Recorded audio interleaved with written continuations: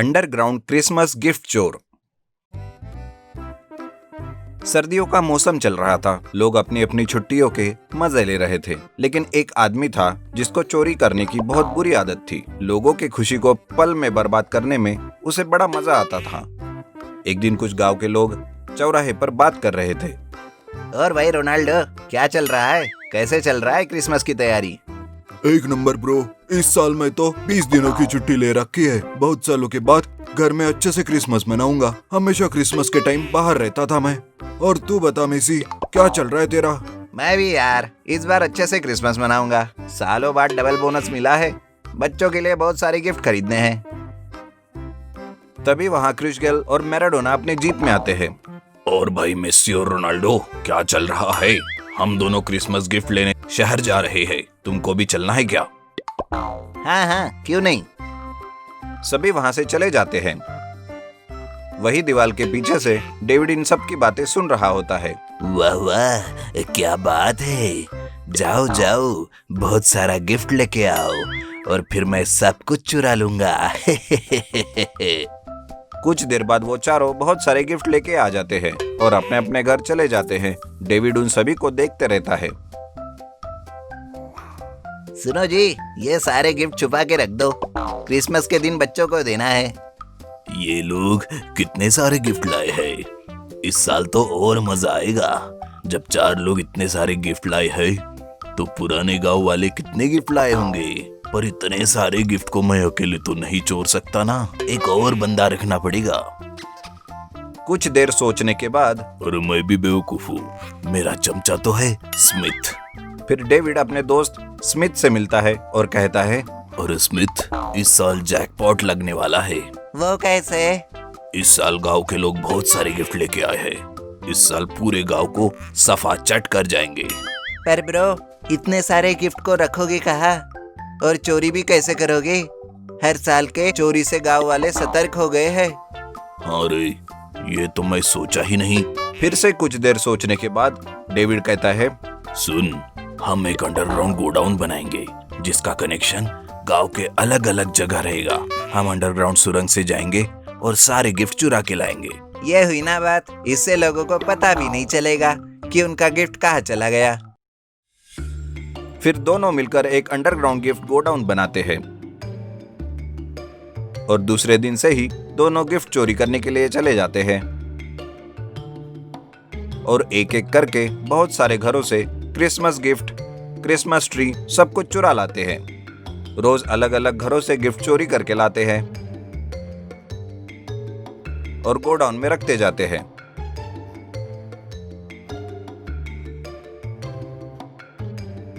इस कारण गांव वाले बहुत परेशान हो जाते हैं। मेसी कहता है, अरे यार रोनाल्डो, मेरा तो दिमाग खराब हो गया है ये रोज रोज के चोरी से। मेरे बच्चों के लिए जितने भी गिफ्ट लाया था वो सारे चोरी हो गए। अब मैं अपने बच्चों को क्या बोलूंगा? हाँ यार मेसी, मेरा भी यही हाल है। कौन है ये घटिया लोग जो बच्चों का क्रिसमस गिफ्ट चुराते हैं? इनको गॉड कभी माफ नहीं करेगा। तभी उनके दो दोस्त क्रिस गेल और मैराडोना दोनों आ जाते हैं। वो भी बताते हैं कि उनके घर में चोरी हुई है। इन सभी की बातों को रूनी नाम का एक बच्चा सुनते रहता है और वो कहता है, अंकल सुनो। अंकल, मेरे पास उस चोर को पकड़ने का बहुत बहुत धांसू आइडिया है। वो कैसे बेटा? अंकल, मेरे पापा ने मुझे पिछले साल एक लॉकेट दिया था जिसमें एक ट्रैकिंग डिवाइस लगा हुआ है। Tracking device? वो क्यों? क्योंकि मैं बहुत जल्दी रास्ता भटक जाता हूँ तो पापा मुझे उस ट्रैकिंग डिवाइस से मुझे ढूंढ लेते हैं। ओह, अरे वाह, ये तो बड़ा अच्छा है। तो हम एक काम करते हैं, एक बड़ा सा गिफ्ट लाते हैं और इस ट्रैकिंग डिवाइस को उसके अंदर रख देते हैं, जिससे ये पता चलेगा कि वो चोर आखिर कहाँ जाता है। सभी लोग उसकी बातें सुन बहुत खुश हो जाते हैं और वैसा ही करते हैं। जिनके घर में चोरी नहीं हुई उनके घर वो बड़ा गिफ्ट बॉक्स रख देते हैं। रोज की तरह डेविड और स्मिथ चोरी करने आते हैं और वो बड़ा सा गिफ्ट लेके चले जाते हैं। सभी लोग छुपे रहते हैं। तभी रूनी अपने मोबाइल में देख के बोलता है, देखो अंकल, वो उधर जा रहा है। सभी लोग उस गिफ्ट को ट्रैक करते करते उस अंडरग्राउंड गिफ्ट गोडाउन में चले जाते हैं और दोनों को पकड़ लेते हैं। मेसी कहता है, अच्छा, तो वो तू है जो इतने समय से चोरी कर रहा था। आजा बेटा, तुझे हम क्रिसमस गिफ्ट देते हैं। सभी लोग दोनों की अच्छे से कुटाई कर देते हैं और पुलिस को दे देते हैं। और गांव के सभी लोग मिलके रूनी को बहुत सारे क्रिसमस गिफ्ट देते हैं। रूनी इतने सारे गिफ्ट देख के बहुत खुश हो जाता है। अगर ये कहानी आपको अच्छी लगी तो प्लीज लाइक, शेयर, सब्सक्राइब जरूर करें। धन्यवाद। Best friend.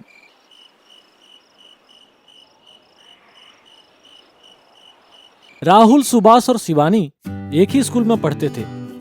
तीनों एक दूसरे को अपना बेस्ट फ्रेंड मानते थे। राहुल शिवानी को फोन करता है। हाय शिवानी, खाना खा लिया? मुझे मैथ्स के नोट सेंड कर दो ना। अगर आज रात मेरा होमवर्क कंप्लीट नहीं हुआ तो कल्लू मास्टर मुझे बहुत मारेगा। रात के 2 बज रहे हैं, ये कोई टाइम है होमवर्क करने का? प्लीज यार सेंड कर दो। मैं कैंटीन में तुम्हें खट्टी वाली चटनी के साथ 2 समोसे खिलाऊंगा। ठीक है, सेंड करती हूँ। राहुल की माँ वेल एजुकेटेड थी। वह एक बड़े हॉस्पिटल में डॉक्टर थी। लेकिन सुभाष की माँ गांव से थी और नाम मात्र के लिए पढ़ना लिखना जानती थी। I am living for college. Bye bye mom. Bye sweetheart. माँ, मैं कॉलेज जा रहा हूँ। बेटा 1 मिनट रुक, तेरी नजर उतारती हूँ। सुभाष की माँ उसके सर के चारों ओर चप्पल घुमाती है और माथे पर काला टीका लगाती है। मम्मी, रोजाना क्या करती रहती हो? तुझे किसी की नजर लग गई तो? राहुल और शिवानी स्कूल की कैंटीन में मिलते हैं। चल समोसे खिला खट्टी चटनी के साथ। अरे यार, पैसे तो घर ही भूल गया। बेटा आजकल ऑनलाइन पेमेंट का जमाना है, मोबाइल तो तू भूला नहीं होगा। तभी सुभाष वहाँ आ जाता है। ये पेंट के अंदर कच्छा पहनना भूल जाए लेकिन मोबाइल नहीं भूल सकता। तू इंजीनियरिंग करने जा रहा है ना? हाँ, और तू डॉक्टरी है ना? हाँ देख, डॉक्टरी की पढ़ाई करने वाले लोग डॉक्टर ही बनते हैं, लेकिन इंजीनियरिंग की पढ़ाई करने वाले लोग चपरासी से लेकर मुख्यमंत्री तक बन सकते हैं। तो वो छोड़, कल वैलेंटाइन डे था। तूने नेहा को प्रपोज किया या नहीं? हाँ किया, लेकिन उसने मुझे थप्पड़ मारा। क्यों? क्योंकि मैंने प्रपोज डे पर कहा, दीदी आई लव यू।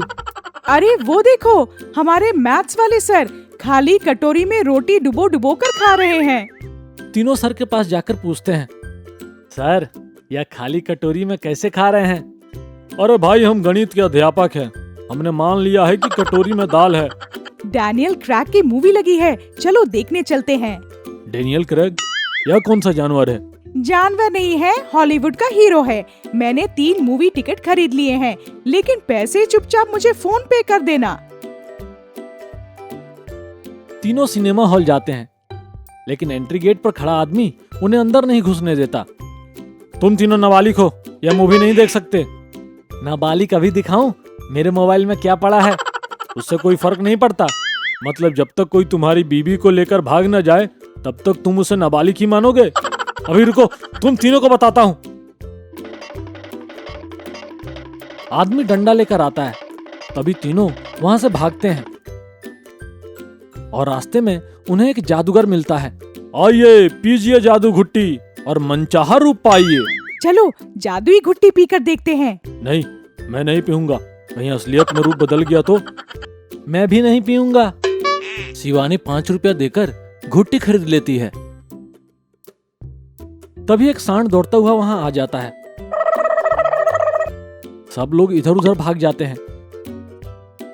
शिवानी तभी जादूगर की दी हुई घुट्टी पी लेती है और घुट्टी पीते ही वह एक भैंस बन जाती है। शिवानी कहाँ गई? और यह भैंस कहाँ से आ गई?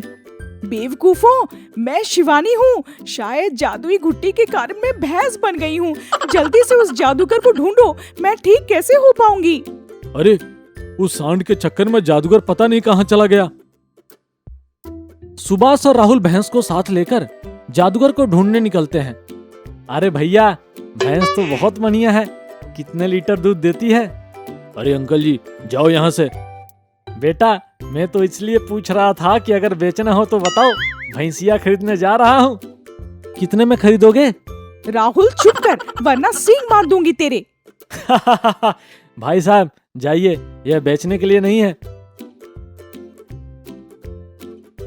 कुछ आगे जाकर वे एक आदमी से पूछते हैं, भैया आपने किसी जादूगर को देखा? हाँ, जादूगर उस तरफ गया है। तभी भैंस पोटी कर देती है। शिवानी, यह क्या कर रही हो, वो भी खुले में? मैंने नहीं, भैंस ने की। लेकिन भैंस तो तू ही है। तुम दोनों लड़ना बंद करो। ओ रहा जादूगर। ओ जादूगर जी, आपकी जादू घुट्टी पीकर हमारी फ्रेंड भैंस बन गई।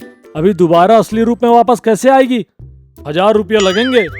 यार मेरे पास तो पैसे हैं नहीं। शिवानी, तू एक रात भैंस बनकर रह ले, पैसे कल तक हम अरेंज कर लेंगे। भिखारियों में दे दूंगी पैसे, तुम चुपचाप जादूगर को पैसे दो और मुझे ठीक करवाओ। सुभाष जादूगर को 1000 रुपये देता है। तुम्हें बस भैंस के मुंह में एक डंडा डालना है। जैसे ही वो उल्टी करेगी, गुट्टी बाहर आ जाएगी और तुम्हारी फ्रेंड दोबारा से इंसान बन जाएगी। सुभाष भैंस के मुंह में डंडा डालता है, भैंस उल्टी करती है और शिवानी बन जाती है। तुम दोनों के पैसे नहीं मिलेंगे। क्यों? तुमने भी तो मेरे टिकट के पैसे नहीं दिए, मामला बराबर हो गया। तुझे भैंस ही बने रहना था। शिवानी दोनों को जीभ दिखाकर भागती है। राहुल और सुभाष उसका पीछा करते हैं। दोस्तों, अगर आपको ये कहानी अच्छी लगी और आप आगे भी इस प्रकार की कहानियां देखना चाहते हैं तो हमारे इस चैनल को जरूर सब्सक्राइब करें